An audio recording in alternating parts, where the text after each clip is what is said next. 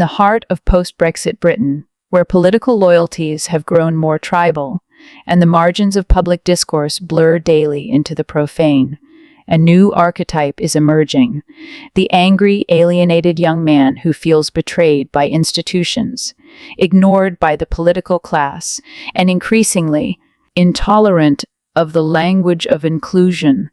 His frustration is not just about policy, it's about identity.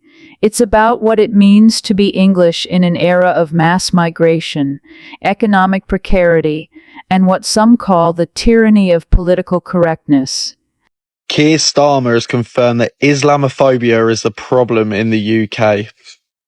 The helmet is talking absolute nonsense. Once again, Islamophobia is not a real thing. It's a propaganda term used by the left to install hatred and separation between us all. No one cares about Islam. No one thinks it's a load of shit. What we do think is a load of shit is the fact that many Muslim immigrants are being flooded into the country, unvetted.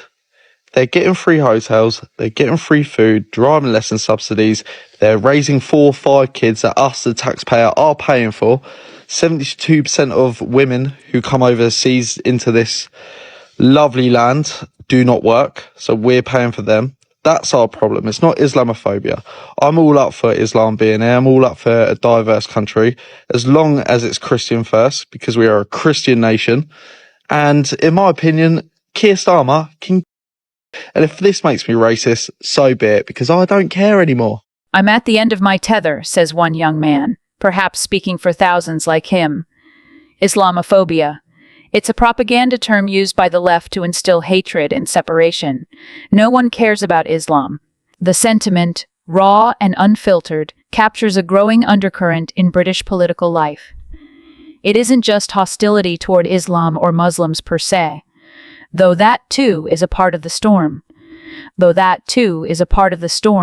a deeper fatigue with what is perceived as the elite's moral hectoring.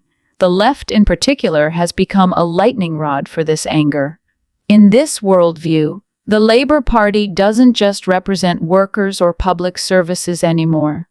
It represents what some see as the smug, university-educated managerial class, forever lecturing ordinary people about what they can and cannot say. The mention of Labour leader Keir Starmer draws immediate venom. Keir Starmer is a bad guy, the young man continues unapologetically. If that makes me a racist, so be it. It's an explosive line, a Molotov cocktail thrown at the feet of polite political debate. And it speaks volumes, not just about the man who uttered it, but about the state of Britain's political culture. To understand the fury in these words, it's necessary to reckon with how the term racist has evolved in British public life. Once a descriptor of explicit, harmful bigotry, it is now often seen, particularly by some on the right and among disaffected youth, as a weapon wielded by the left to shut down dissent. The accusation of racism, instead of shaming or correcting behavior, is often met with defiance. Much of this resentment coalesces around issues of Islam and immigration. The fear is not just of terrorism or religious extremism, but of cultural transformation. The language used by people like this young man, unvetted Muslim immigration and taxpayer burden, reflects a perception that Britain is changing, and not for the better. Critics argue that this is not just lazy thinking. But to the angry young man in question, those critics are precisely the problem. They are the ones, he believes, who have turned Britain into a place where ordinary citizens can be labeled racist simply for expressing concern about immigration or speaking candidly about cultural differences. Social media, of course, amplifies everything. On platforms like TikTok, YouTube, and X, formerly Twitter, these sentiments are no longer fringe. They're viral. Algorithms reward outrage, and communities of like-minded individuals reinforce each other's worst instincts. The result is a parallel reality where government elites are traitors, Muslim immigrants are invaders, and political correctness is a more immediate threat than inflation or housing costs. And now we come to Isabel Oakeshott. playing governmental games. So shame on her, and shame on Labour for calling off these inquiries. Bearing in mind, we have too many, way too many public inquiries. But in this instance, the nation deserved it. Labour already called that off, but they did give us the SAT. We'll have £5 million worth of 5 local inquiries.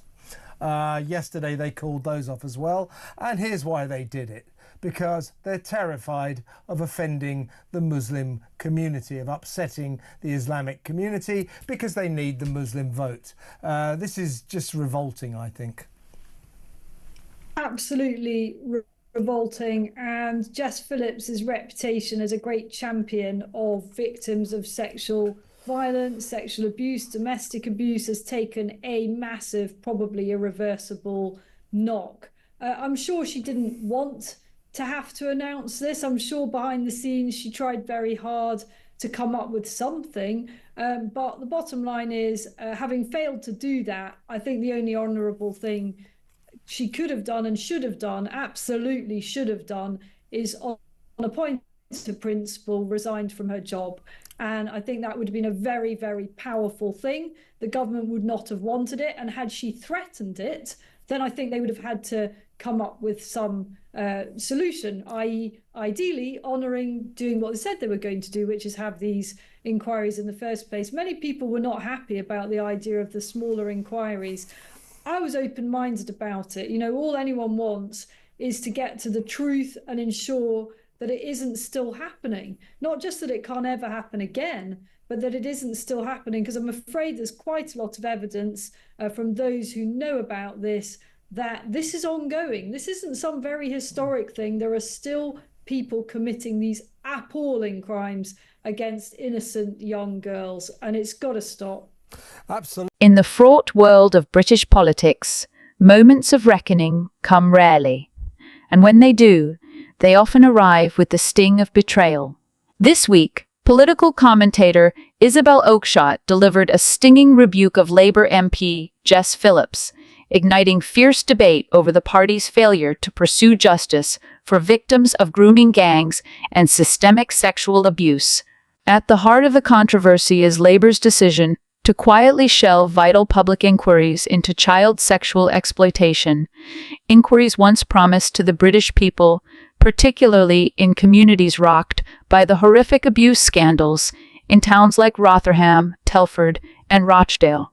For many victims and campaigners, this decision is not only a betrayal of trust, but a deliberate political calculation to appease certain voting blocs, namely the Muslim community, whose cultural sensitivities Labour now appears unwilling to challenge, even at the cost of justice.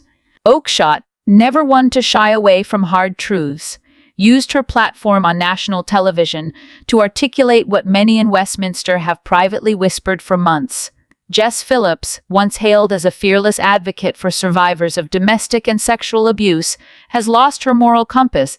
It is a charge that stings especially hard for Phillips, who built her political identity on emotional speeches and passionate interventions on behalf of women and girls. Her voice, once the clarion call against injustice, now rings hollow. For in the face of one of the most appalling failures of child protection in recent British history, she has remained conspicuously muted. The Labour MP for Birmingham Yardley has not adequately addressed her party's retreat from promises of justice, nor has she acknowledged the perception that Labour's current stance, or rather its conspicuous silence, represents a cynical dereliction of duty. This isn't just a political misstep, it's a moral collapse. For years, Jess Phillips was viewed as the firebrand feminist within Labour, an outspoken MP who would read the names of women killed by male violence in Parliament and call out misogyny wherever it lurked, whether on the opposition benches or in her own party. Her reluctance to confront Labour's withdrawal from vital public inquiries speaks volumes, not just about her, but about the shifting priorities within her party. While Labour continues to posture as the champion of women's rights, their unwillingness to tackle the politically inconvenient reality of grooming gangs undermines that claim at every turn.